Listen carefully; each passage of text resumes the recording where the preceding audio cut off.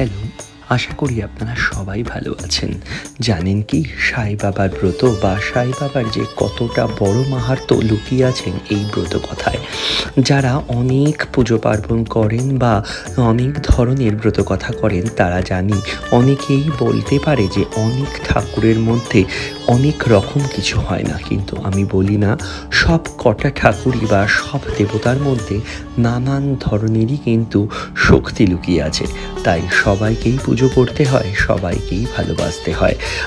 সাই বাবা মানেই কিন্তু অনেক ধৈর্যের প্রতীক, এবং সাই বাবা কিন্তু অবশ্যই কিন্তু মহাদেবের অংশ।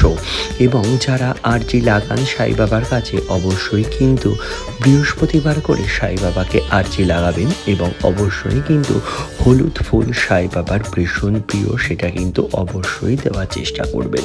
এবং কোনো কিছু চেষ্টা বা অবশ্যই কিন্তু কোনো কিছু যে করতেই হবে এমন কিন্তু কোনো কথাই নেই, কারণ সবার কর্মটাই